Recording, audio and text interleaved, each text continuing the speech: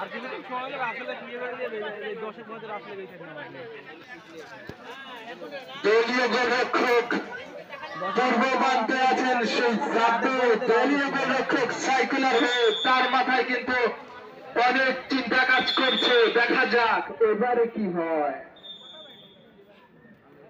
দেখা যাক। সাইকেলার ফুটবল একাদশের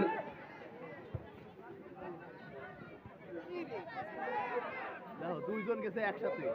সাইকেলার ফুটবল একাদশের হৃদয়ের উদ্দেশ্যে